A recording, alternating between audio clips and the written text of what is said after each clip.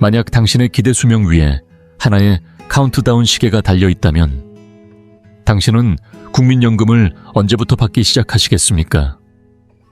제 이름은 김진호 59세입니다. 정식 은퇴까지 이제 딱 1년 남았습니다. 40년 동안 대기업에 몸담으며 담배 연기 속에서 수많은 회식과 야근에 묻혀 살아왔습니다. 이 정도면 이제 해피엔딩이 찾아와야 할 시점 아닐까요? 하지만 인생의 끝은 그렇게 쉽게 해피엔딩이 오지 않더군요. 그날 장례식장은 고요했습니다. 강하게 밴 향냄새에 눈이 시릴 정도였고 박 부장님의 영정사진 속 얼굴은 이상하리만큼 평온했습니다. 너무나 평온해서 오히려 비현실적으로 느껴질 정도였죠. 등 뒤로 속삭이는 목소리가 들렸습니다. 저기 사모님 좀 봐. 강한 척 하시지만 너무 안쓰러워. 따님은 아직 저렇게 어린데. 우리 차례가 되어 헌화하러 다가갔을 때 향연기 너머로 사모님과 따님은 깊이 허리를 숙여 인사하셨습니다. 저는 어떤 위로의 말을 건네야 할지 몰랐습니다. 장례식이 끝나고 지하철역으로 향하던 길. 나와 최경화는 아무 말 없이 나란히 걷고 있었습니다. 그러다 그가 입을 열었습니다. 박 부장님 말이야. 은퇴하면 사모님이랑 세계 여행 다닐 거라고 아이처럼 들떠서 이야기하셨잖아. 경환의 목소리에는 씁쓸한 아쉬움이 배어 있었습니다. 뭐 결국 운명이라는 게 그런 거지. 괄호 끝에 뇌졸중이라니. 피할 수 있었을까? 그는 마치 남의 일인 양 말했지만 나에게 그것은 절대 남의 일이 아니었습니다. 오래전부터 내 몸 어딘가에는 카운트다운 시계가 조용히 작동하고 있었습니다. 그 이름은 바로 당뇨. 이 망가진 몸뚱이로 나는 과연 앞으로 얼마나 더 정상적인 삶을 살 수 있을까요? 박 부장님의 죽음 이후 그 시계에 째깍째깍 소리는 이상하리만큼 크게 귀 안에서 울려 퍼지기 시작했습니다. 며칠 뒤 고깃집에서 열린 시끌벅적한 회식 자리. 소주 기운이 돌기 시작할 무렵 최경환이 내 어깨에 팔을 걸치고는 고기 굽는 소리 사이로 떠들썩하게 외쳤다. 야 진호야, 너 조기 은퇴할 거라는 소문 들었는데 진짜냐? 응. 아마 그만둘 거야. 40해면 이제 충분하지. 그럼 국민연금은 설마 조기 수령할 생각은 아니겠지. 그는 눈을 찌푸리며 나를 노려봤다. 나는 고개를 끄덕였다. 그것도 하나의 선택이니까.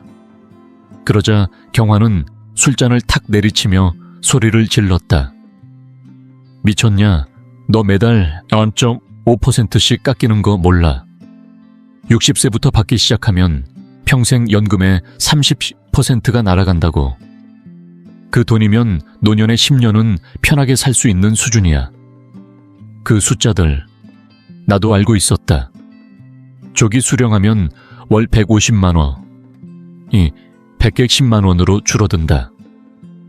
1년에 거의 500만 원 가까이 손해. 결코 작은 돈이 아니다. 그럼 너는? 내가 물었다. 경환은 기다렸다는 듯이 의기양양한 미소를 지었다. 내 계획은 완벽하지. 60세에 퇴직하고 실업급여 받고 이것저것 알바 좀 하면서 65세까지만 버티면 100% 연금 받을 수 있어. 그게 진짜 똑똑한 선택이지. 그는 내 술잔을 다시 채우며 말했다.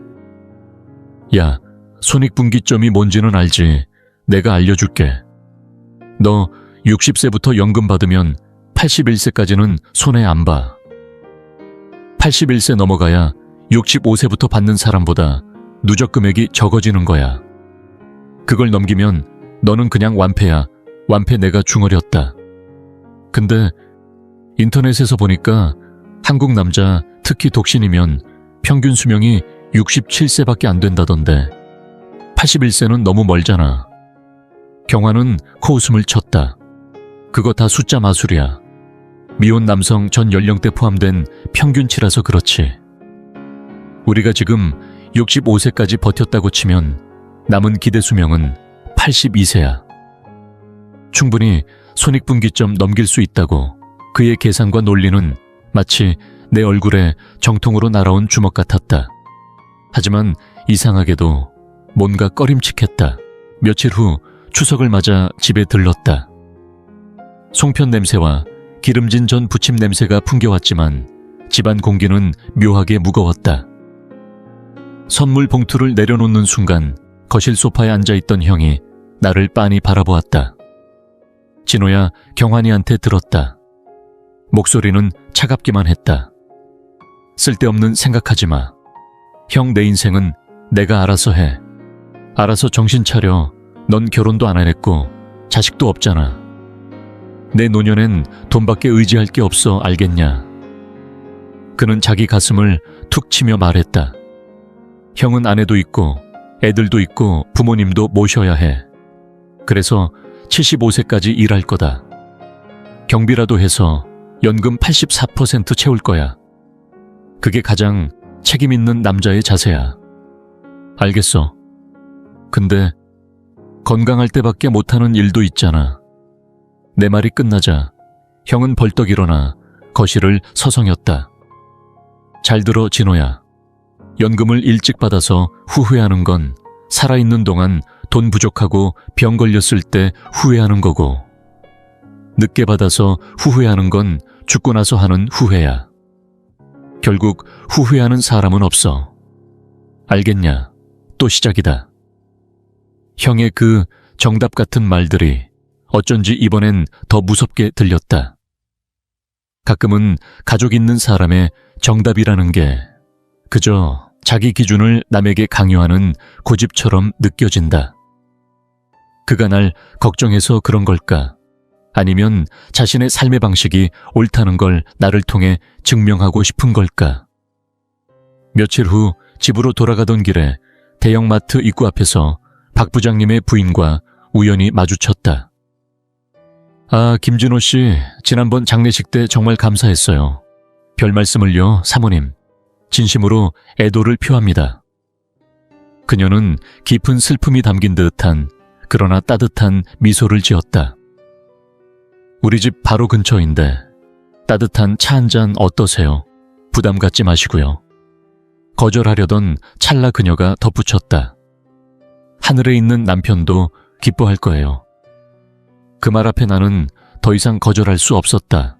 거실 한쪽에 정갈하게 모셔진 박 부장님의 영정 앞에서 두 손을 모으고 고개를 깊이 숙였다. 사모님은 부엌으로 차를 준비하러 들어가셨고 거실에는 나와 따님만 남았다. 그 아이가 고개를 숙여 인사했다. 김진호 아저씨, 아빠에게 항상 잘해주셔서 정말 감사했어요. 아니다, 너희 아버지는 정말 훌륭한 상사셨어. 조금 머뭇거리던 그녀가 조심스럽게 입을 열었다. 그런데요, 아저씨 60세에 은퇴하신다고 들었어요. 그런 생각이야.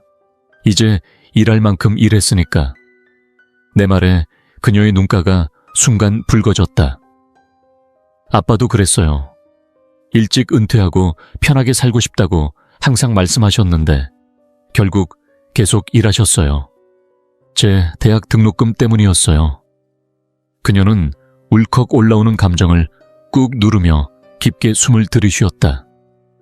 제가 너무 힘들게 일하지 말라고 할 때마다 아빠는 이렇게 말씀하셨어요.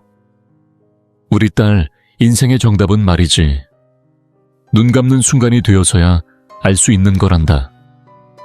그러니까 지금은 네가 옳다고 믿는 길을 그냥 걸어가면 돼. 그 말이 내 척추를 타고 짜릿하게 내려왔다. 그래, 그렇다.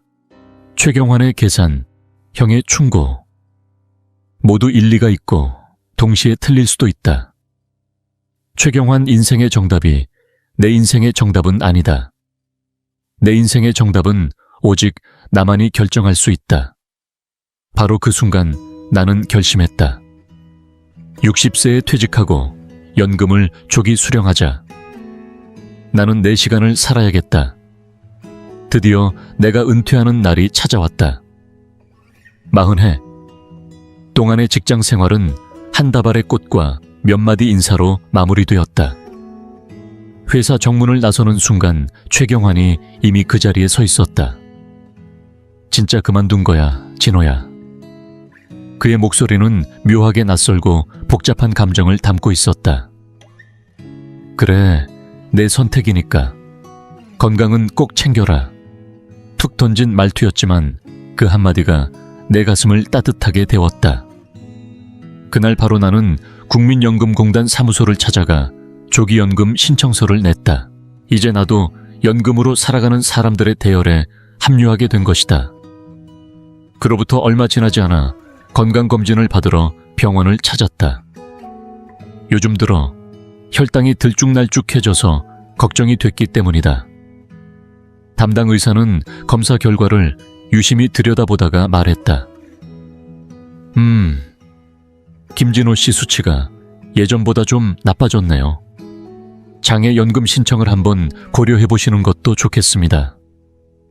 장애연금이라니 솔직히 나는 그런 생각을 한 번도 해본 적이 없었다. 하지만 받을 수 있다면 생활에 꽤나 도움이 될 수 있을 터였다. 희망을 안고 다시 국민연금공단을 찾았다. 죄송합니다, 고객님. 담당자는 무표정한 얼굴로 말했다. 이미 조기연금을 선택하신 경우 그 이후 발생한 장애에 대해선 별도의 급여를 지급할 수 없습니다. 네, 그게 무슨 말씀이시죠? 그는 설명했다. 조기연금을 신청한 시점부터 시스템상 나는 이미 65세가 지난 것으로 간주된다는 것이다. 한 사람 하나의 연금 제도라는 원칙 때문에 다른 혜택은 중복해서 받을 수 없다는 것이었다. 자유를 택한 대가로 복지의 안전망이 끊어진 셈이었다. 이 나라는 쓰러진 사람에게 한 발 더 걷어차는 데에 익숙한 것 같았다. 나는 그렇게 사회 밖으로 홀로 던져졌다. 매달 100만 원, 몇개만 원. 조금 넘는 연금으로 살아가는 삶이 시작되었다. 처음 몇 달간은 그저 무의미하게 시간을 흘려보냈다. 이대로는 안 된다. 이 자유는 그렇게 아무 의미 없이 소비되어서는 안 된다. 문득 내 오랜 꿈이 떠올랐다. 제주 올레길 완주. 아직 걷지 못한 아름다운 해안길들이 내 몸을 기다리고 있었다. 그래 가자. 나는 짐을 싸서 제주로 향했다. 걷던 중 어느 길에서 두 다리가 풀리는 것을 느꼈다. 야, 이 두 다리야. 벌써 방전된 거냐? 나 스스로에게 중얼거렸다. 하지만 지금 아니면 평생 기회는 없을 거야. 이 망가진 몸뚱이 지금이 마지막이다. 그날 밤 외진 마을의 작은 민박에서 쉬게 되었다. 공용 거실에 앉아 숨을 고르고 있던 찰나맑고 경쾌한 목소리가 들려왔다. 어르신도 올레길 걷고 계신가요? 이 지도 너무 오래된 거예요. 제가 알려드릴게요. 그렇게 나는 처음으로 윤수연 씨를 만나게 되었다. 그녀는 한때 간호사였지만 오랫동안 아픈 부모를 간병하느라 결혼의 시기를 놓쳐버렸다고 했다. 그래도 후회는 없어요. 그녀는 환하게 웃으며 말했다. 부모님을 제대로 모시고 난 후에 얻은 내 인생이에요. 누가 뭐라 해도 부끄럽지 않아요. 그 말에는 꾸밈없는 단단한 진심이 담겨 있었다. 우리는 말이 참 잘 통했다. 그날 저녁 우리는 함께 민박 식당에서 식사를 하기로 했다. 그런데 옆 테이블에서 술에 취한 남성의 투덜거림이 들렸다. 아이고, 연금 받는 건 좋은데 매달 세금이랑 건강보험료 빠져나가는 거 보면 진짜 피눈물 나지. 한 달에 15만 원 넘게 날아간다니까. 그 말을 듣는 순간 나는 문득 깨달았다. 내 선택은 틀리지 않았다는 것을. 65세가 되는 순간 이 연금 액수로 나는 저소득 가구로 분류되어 세금과 각종 공과금 감면 혜택을 받게 될 것이다. 이건 정말 큰 차이다. 방으로 돌아오는 길 수연 씨가 웃으며 말했다. 진호 아저씨, 방금 얘기 들었어요. 저소득 가구가 돼서 세금 감면 받는 거. 그거야말로 최고의 타이틀 아닌가요? 그거야. 결국 가난한 사람이라는 말이잖아요. 나는 웃으며 자조했다. 그렇지 않아요. 그건 아저씨만의 정답이에요. 그걸로 충분해요. 수연과의 만남은 회색 비치던 내 인생에 다시 색을 입혀주었다. 그 후 우리는 함께 제주의 남은 길들을 모두 걸었다. 그리고 나는 내 평생의 목표였던 올레길 완주를 드디어 이루었다. 그리고 나는 어느덧 84세가 되었다. 한때 최경환이 말하던 손익분기점이라는 것을 훌쩍 넘어섰다. 하지만 삶은 어땠을까? 매달 받는 연금은 100만 원 조금 넘는 수준. 이 오래된 낡은 원룸의 월세는 45만 원. 식비는 최대한 아껴서 25만 원. 전기세, 수도세, 가스비까지 15만 원. 물가는 계속 오르고 돈의 가치는 계속 떨어지고 있다. 남은 20만 원. 남짓과 얼마 안 되는 적금으로 병원비며 잡다한 비용을 감당해야 한다. 정말로 아슬아슬한 줄타기 같은 하루하루다. 어느 날 마트에서 하루 끝자락 세일 상품을 몇 개 사들고 나오는 길에 나는 문 앞에서 최경환을 다시 마주쳤다. 김진호, 너 아직 살아있었냐? 응, 나 오래 살아. 질기게. 나는 웃으며 대답했다. 넌 어때? 그 승자의 은퇴 생활은 좀 만족스러워. 경환은 한숨을 내쉬며 쓴웃음을 지었다. 말도 마. 아내가 먼저 갔어. 연금이 좀 많으면 뭐해? 함께 쓸 사람이 없는데 결국 은행에 숫자로만 남는 건데. 그랬구나. 그는 나를 천천히 위아래로 훑어보더니 문득 말했다. 근데 너 얼굴 되게 편안해 보인다. 뭔가 맑고 잔잔한 느낌이랄까. 그래, 나는 조용히 미소 지으며 말했다. 돈은 없지만 나는 좋은 시간을 얻었거든. 예전에 치열하게 다투던 우리 둘은 그 순간 같은 것을 깨달았다. 시간과 사람이 얼마나 소중한지를. 인생은 참 아이러니하다. 시간이 흐르며 내 몸은 점점 말을 듣지 않게 되었다. 병원을 들락날락하는 날들이 반복되었지만 마음은 이상하리만치 고요하고 평온했다. 어느 따뜻한 봄날 오후 수연이 내 마른 손을 꼭 잡아주었다. 수연아, 나는 힘겹게 속삭였다. 숫자만 놓고 보면 내가 경환이한테 졌을지도 몰라. 하지만 네가 한번 봐봐. 나는 미소를 지으며 말했다. 이 얼굴 말이야. 이런 얼굴은 돈으로 못 사. 이게 바로 나의 승리야. 수연은 내 손을 꼭 쥐며 눈물을 글썽였다. 네, 진호씨, 완벽한 승리세요.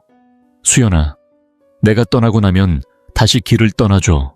내 목까지 내가 미쳐보지 못한 풍경을 보고 먹지 못한 음식도 맛보면서 살아줘. 너의 인생은 아직 계속되니까. 네, 알겠습니다. 그녀는 떨리는 목소리로 말했다. 하지만 지금은 조금만 더 곁에 있게 해주세요. 내가 건강을 담보로 얻어낸 짧은 시간 그 안에서 만나고 웃고 울고 걸었던 모든 순간들. 그 모든 것이 내 인생의 선물이었고 기적이었다. 그래서 후회란 없다. 나는 내 시간들을 되찾았으니까. 내 인생의 카운트다운 시계는 이 순간 멈추었다. 며칠 후 수연은 내 집 문 앞에 한 장의 그림을 두고 갔다. 그곳은 우리가 끝내 함께 가보지 못한 아름다운 어느 낯선 풍경이었다. 여러분은 어떻게 느끼셨나요? 김진호 씨의 삶, 그분은 돈이 아닌 시간으로 인생을 채워낸 분이셨습니다. 여러분은 어떤 선택을 하시겠습니까?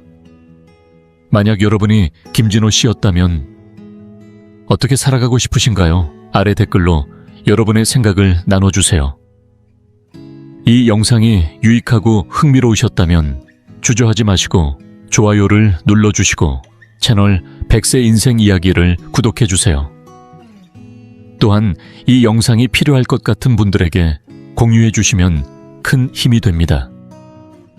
여러분의 응원 덕분에 100세 인생 이야기는 앞으로도 의미 있는 콘텐츠를 통해 노후의 삶의 실질적인 정보와 가치를 전해드릴 수 있습니다. 함께해 주셔서 진심으로 감사합니다. 다음 영상에서 다시 뵐 수 있기를 기대하겠습니다. 여러분 안녕하세요. 90살이 된 한 남성이 이른을 살아가는 당신에게 꼭 전하고 싶은 이야기가 있습니다. 돌아보면 인생은 눈 깜짝할 사이에 지나가 버립니다. 이른이던 그 시절 어떤 선택을 했어야 했는지 또 어떤 선택을 피했어야 했는지 그때 미리 했더라면 좋았을 후회와 깨달음을 그는 지금 조용히 들려주고 있습니다. 이른 살 무렵 나는 아직 괜찮다고 생각했습니다. 조금 피곤해도 하룻밤 자면 금세 회복될 거라고 믿었고 다리와 허리가 약해지는 일은 나와는 상관없다고 여겼습니다. 그러나 어느 아침 일이었습니다. 계단을 내려가려는 순간 발이 꼬여 난간을 붙잡았습니다. 그때의 서늘한 감각은 지금도 잊을 수 없습니다. 그 순간 이대로 두면 다리와 허리가 약해질 것이라는 생각이 강하게 들었습니다. 예전에는 운동이란 그저 기분이 내킬 때 가볍게 하는 정도면 충분하다고 생각했습니다. 어차피 피곤해도 하룻밤 자고 나면 회복됐고 계단도 문제없이 오르내릴 수 있었으니까요. 그래서인지 아침에 잠시 비틀거렸던 그 날조차도 금세 잊고 이 정도는 괜찮아 하고 넘겨버렸습니다. 하지만 그날 이후부터 조금씩 느껴졌습니다. 내 다리가 무릎이 예전과는 달라졌다는 걸요. 작은 턱에도 걸려 넘어질 뻔하고 1시간 거뜬히 하던 마당의 잡초 뽑기가 어느새 10분도 차에 지나지 않아 무릎이 욱신거리기 시작했습니다. 지금 돌이켜보면 70대 초반의 나게 꼭 말해주고 싶습니다. 지금 당장 매일 조금씩이라도 다리 힘을 길러야 해. 지금은 아직 괜찮다고 느껴지겠지만 그 믿음이 너를 방심하게 만들 거야 라고요. 그 시절 나는 아침 저녁으로 걷는 것도 어렵지 않았고 시장에서 장을 보고 양손에 물건을 들어도 부담 없이 집까지 올 수 있었죠. 그러한 일상이 당연하다고 여겼고 그 당연함이 결국 자만으로 이어졌습니다. 하지만 체력은 그렇게 조용히 아무런 소리도 없이 조금씩 사라져가고 있었습니다. 하루 5분의 스트레칭, 간단한 하체 근력 운동만이라도 습관으로 만들었다면 내 80대는 지금과는 달랐을 겁니다. 우리 옆집에 살던 정호진 씨는 저와 동갑이었습니다. 그런데 그는 70대 초반부터 매일 아침 KBS 라디오 건강체조를 빠짐없이 따라 하더군요. 처음엔 저걸 얼마나 계속하겠어 했는데 어느덧 90세가 넘은 지금도 그는 스스로 장을 보고 집안 청소도 손수합니다. 같은 나이인데도 이토록 다른 이유. 그것은 단순한 건강의 차이가 아니라 미리 움직였느냐의 차이였습니다. 저처럼 아직은 괜찮아라며 미뤘던 70대와 그 나이부터 하루의 일부를 몸을 위해 썼던 사람 사이엔 10년 후, 20년 후가 이렇게 달라지는 겁니다. 생각해보면 어려운 것도 아니었습니다. 식사 후 TV를 보며 의자에 앉아 다리를 들어올리는 연습을 하거나 하루 한 번 집 주변을 산책하는 것만으로도 충분했을지 모릅니다. 목욕 후 젖은 수건을 말리는 짧은 시간조차도 다리 스트레칭을 할 기회였고 그 모든 순간들이 지금의 나를 만들었을 수 있었습니다. 지금 와서 생각하면 그렇게 사소한 순간들 하나하나를 허투루 흘려보낸 것이 아쉽기만 합니다. 정말이지 너무도 아까운 기회들이었어요. 그리고 시간이 흐르며 몸과 함께 서서히 마모된 또 하나의 중요한 것이 있다는 걸 깨닫게 되었습니다. 바로 돈을 대하는 태도였습니다. 70대였던 나는 노후 자금이 줄어드는 게 두려워 돈을 쓰는 것을 항상 망설였습니다. 혹시라도 병에 걸리면 병원비가 많이 들지 않을까? 혹시 더 오래 살게 되면 생활비가 모자라지 않을까 하는 불안이 늘 따라다녔죠. 그래서 하고 싶었던 일도 가고 싶었던 곳도 전부 조금만 더 참자고 미뤄버렸습니다. 하지만 지금 돌아보면 그때야말로 돈을 나 자신을 위해 써야 할 시기였다는 걸 뼈저리게 느낍니다. 아내와 함께 떠나기로 했던 경주 여행 단풍이 절정일 때 꼭 가보고 싶었던 내장산, 그리고 예전에 들렀다가 감동받았던 설악산의 풍경까지 지금은 다리도 마음도 예전 같지 않아 갈 엄두조차 나지 않지만 그 시절이라면 충분히 가능했을 일들이었습니다. 그때 단 한 번이라도 지금이 아니면 안 된다고 마음을 먹고 용기를 내했더라면 지금 이 아쉬움은 없었을 겁니다. 제 친구 이도현 부부는 70대부터 매해 함께 여행을 다녔습니다. 해마다 서울을 벗어나 다양한 곳을 다니며 사진을 찍고 맛있는 음식을 함께 먹으며 추억을 쌓았죠. 저는 당시 그 부부를 보며 저렇게 돈 써도 괜찮을까 하고 걱정했습니다. 하지만 지금은 그들이 훨씬 현명했다는 걸 압니다. 지금은 이도현 씨 혼자 살고 있지만 예전 여행의 사진과 이야기들은 그에게 무엇보다도 소중한 보물이 되었습니다. 그는 자주 말합니다. 정말 다녀오길 잘했다. 아내가 곁에 없더라도 그 추억이 나를 살게 해줘요 라고요. 반대로 저는 늘 바쁘다는 핑계로 아내와의 제주도 여행을 미뤘습니다. 조금만 더 여유가 생기면 가자고 말하곤 했죠. 그러나 어느 날 아내의 건강이 급격히 나빠졌고 결국 그 여행은 영원히 갈 수 없는 약속이 되었습니다. 그때 단 한 번만이라도 예약을 감행했더라면 지금 이렇게 후회로 남지는 않았을 텐데요. 돈은 다시 벌 수 있지만 기회는 다시 오지 않습니다. 또 하나 후회되는 건 저 자신을 위해 쓰는 돈을 너무 아까워했다는 점입니다. 좋아하던 음악회를 직접 보러 가는 것 제철 재료로 요리를 만들어 보는 것, 혹은 책 한 권에 시간을 투자하는 것. 이 모든 건 단순한 낭비가 아니라 삶의 질을 높이는 데 꼭 필요한 자기 존중의 지출이었습니다. 그때는 몰랐지만 지금은 압니다. 지금의 내가 더 나은 하루를 살 수 있도록 돕는 그 모든 지출이야말로 진짜 가치 있는 소비였다는 걸요. 시간과 돈의 쓰임새를 다시 돌아보던 어느 날 저는 문득 또 하나의 중요한 사실을 깨닫게 되었습니다. 그것은 다름 아닌 내 곁을 둘러싸고 있는 사람들에 대한 생각이었습니다. 70대였던 시절의 저는 외로워지지 않기 위해서라도 사람들과의 관계를 넓히는데 온 신경을 쏟았습니다. 동네 주민 모임에도 나가고 중학교 동창회에도 참여하고 지역 노인복지관에서 열리는 원예 동호회나 서예반에도 빠짐없이 출석했습니다.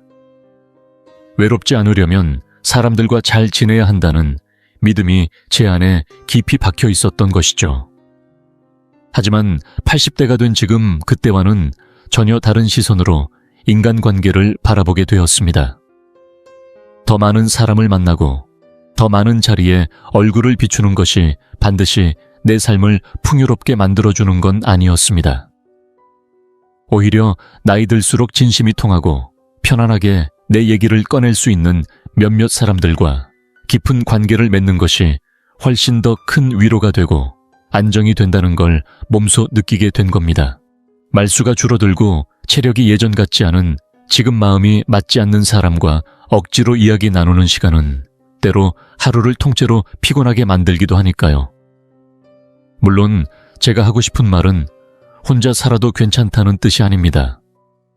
다만 70대쯤 되었을 때 진짜 소중한 인연이 누구인지, 누가 나와 정말 잘 맞고 누가 내 곁에 오래 남아줄 사람인지, 그 관계의 중심을 더 일찍 정했더라면 좋았겠다는 아쉬움이 든다는 겁니다. 나이가 들수록 외형적인 관계보다 정서적으로 연결된 사람들과의 시간이 훨씬 더 소중해집니다. 삶의 끝자락에서 나를 지탱해주는 건 결국 마음을 나눌 수 있는 몇 사람뿐입니다. 예전에는 저도 동네 노인정 모임에 매번 얼굴을 비췄습니다. 사실 가고 싶지 않은 날도 많았어요.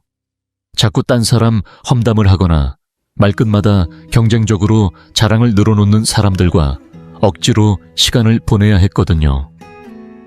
그럼에도 불구하고 관계는 유지해야 한다는 생각에 억지로 자리를 지켰습니다.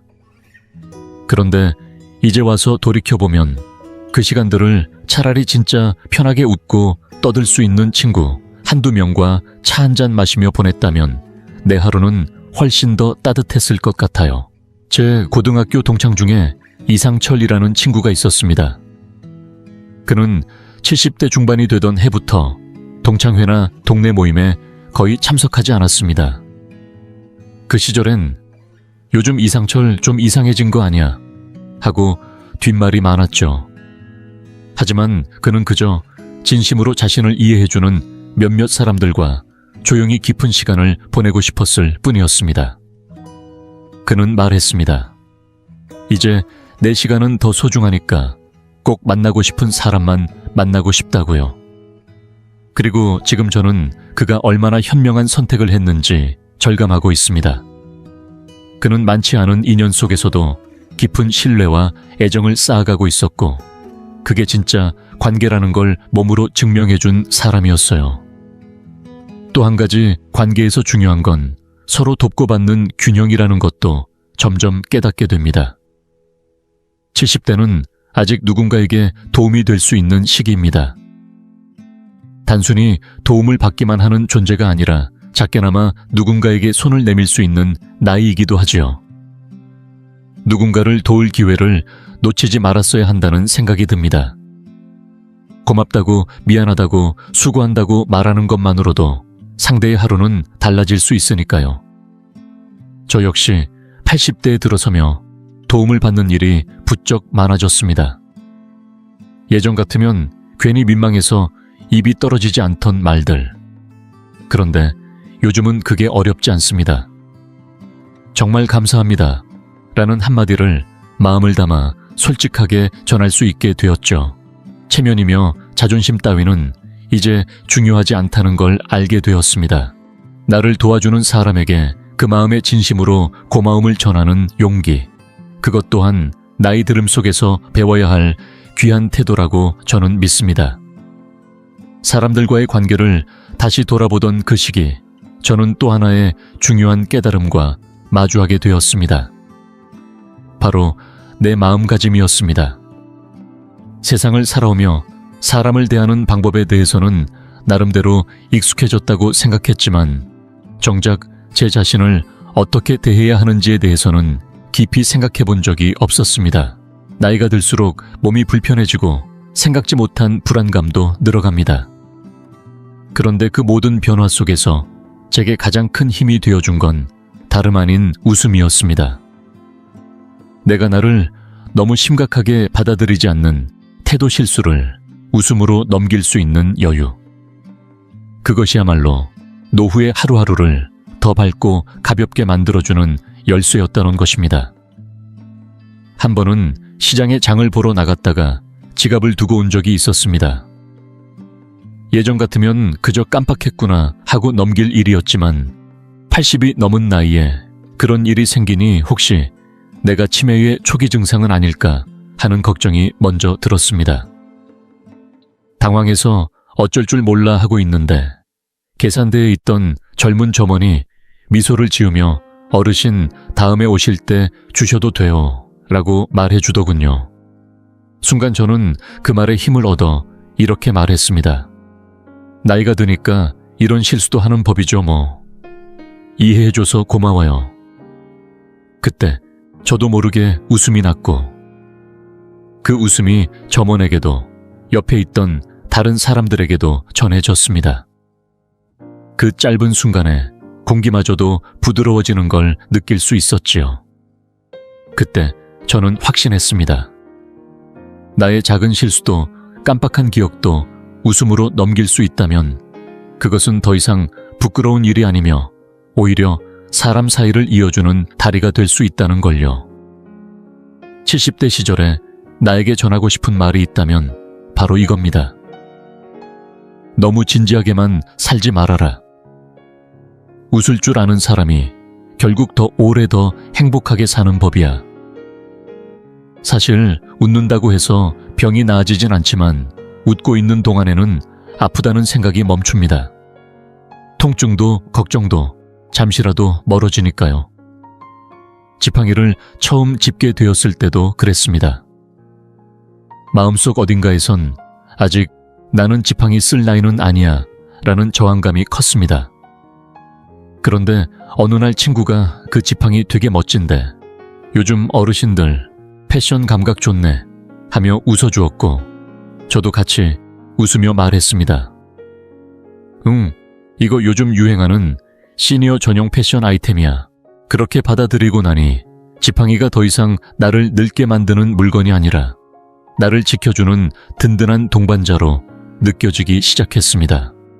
결국 세상을 어떻게 바라보느냐보다 내 상태를 어떻게 받아들이느냐가 더 중요하다는 걸 실감했지요.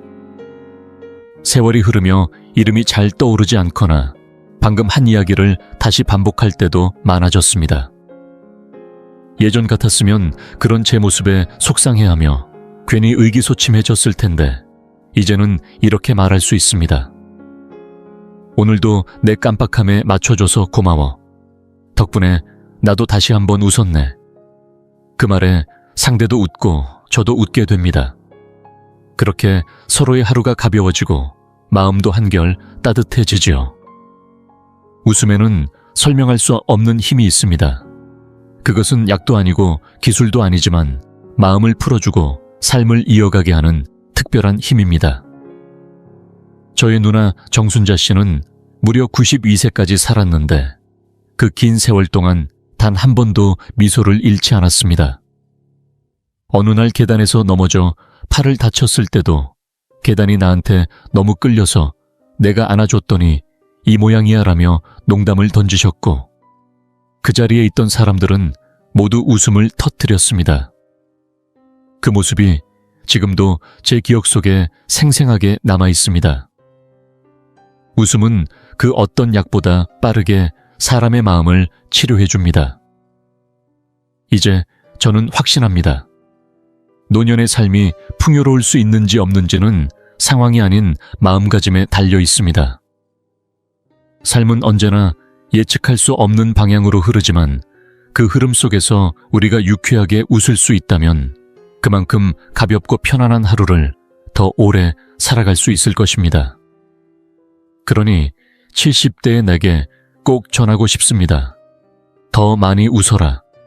그리고 실수한 자신도 너그러이 안아줘라. 그게 진짜 어른이 되는 길이란다. 그리고 또 하나 제가 늦게서야 깨달은 중요한 삶의 방식이 있습니다. 바로 나 자신과 조용히 마주하는 시간입니다. 70대 초반의 저는 사람들과의 만남 외출, 새로운 모임에 나가는 일로 하루를 채우는 것이 좋다고 믿었습니다. 사람을 만나고 움직이는 것이 활력이라고 생각했기 때문에 제 하루에는 늘 약속과 외부 일정이 가득했습니다. 그런데 어느 순간부터 문득 이런 생각이 들었습니다. 나는 이렇게 바쁘게 돌아다니면서도 정작 내 안의 마음은 들여다본 적이 있었나? 사람은 누구나 시끄러운 바깥 세상에 끌려가다 보면 자기 마음의 소리를 놓치게 됩니다. 나에게 정말 필요한 것이 무엇인지, 무엇을 소중히 여기며 살아가고 싶은지, 그런 단순하고도 중요한 질문을 던져보지 않은 채 하루하루를 흘려보낸 시절이 생각납니다. 이제야 알겠습니다. 때때로 멈춰서서 나의 감정, 나의 생각, 나의 진심을 들여다보는 시간이야말로 인생 후반기에 가장 필요한 시간이란 걸요. 아침에 커튼을 걷기 전 조용히 방에 앉아 눈을 감고 몇 번 깊은 숨을 쉬는 것만으로도 마음이 정리됩니다. 창밖나무의 움직임, 새소리 머그잔, 속에 따뜻한 김. 그런 작고 조용한 것들이 저에게 큰 위안을 줍니다. 저는 이제 70대의 나 자신에게 말하고 싶습니다. 바깥을 향한 발걸음도 좋지만 가끔은 안쪽으로 향한 시간을 먼저 챙기라고. 그 10분이 오늘 하루를 평화롭게 만들 거야. 그리고 또 한 가지 절대 놓치지 말아야 할 것이 있습니다. 바로 배움을 멈추지 않는 용기입니다. 흔히들 말합니다. 나이 들면 새로운 걸 배우기 힘들다고요. 하지만 실제로는 그렇지 않습니다. 80이 넘은 제가 스마트폰을 처음 사용하게 되었을 때 그 조그마한 화면을 통해 세상이 얼마나 넓어지는지 몸소 경험했습니다. 멀리 떨어진 손자와 영상통화를 하고 사진을 주고받고 예전에 몰랐던 음악과 정보를 접하게 되었을 때 저는 이렇게 생각했습니다. 이걸 진작에 시작했더라면 내 삶은 얼마나 달라졌을까. 그래서 70대의 나에게 꼭 전하고 싶은 말이 있습니다. 지금 할 수 있는 것을 절대로 미루지 말라는 것입니다. 건강, 돈, 인간관계, 웃음, 취미, 자신과의 대화. 이 모든 선택이 결국 80대, 90대의 나를 만들어냅니다. 저는 그때까지만 해도 아직 시간은 충분하다고 믿었지만 돌이켜보면 20년은 순식간에 지나갔습니다. 그래서 지금 말하고 싶습니다. 지금이 바로 움직일 때라고. 더는 미룰 수 없는 삶을 바꾸는 시작점이 바로 오늘이라는 걸 잊지 마세요. 하루의 작은 습관, 예를 들어 10분 운동, 따뜻한 차 한 잔, 책 한 페이지, 읽기, 누군가에게 먼저 인사하기. 그런 작지만 정성스러운 행동이 10년 후 나의 삶을 완전히 달라지게 할 수 있습니다. 꼭 완벽하지 않아도 괜찮습니다. 조금씩 천천히, 그러나 멈추지 않고 나아가는 것이 중요합니다. 그리고 무엇보다 지금 시작해도 늦지 않다는 걸 꼭 기억하세요. 아직도 충분히 기회는 있습니다. 제가 여러분께 가장 전하고 싶은 건 바로 이 말입니다. 두려워하지 말고 도전하라. 70대는 결코 늦은 나이가 아닙니다. 새로운 장소에 가보고 새로운 사람을 만나고 배우고 싶은 걸 배우세요.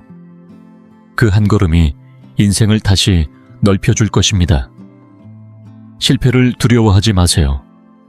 제 경험상 도전해서 실패한 일은 언젠가 웃으며 말할 수 있습니다. 하지만 그때 시도하지 못했던 것, 용기를 내지 못했던 순간만큼은 시간이 흘러도 후회로 남습니다.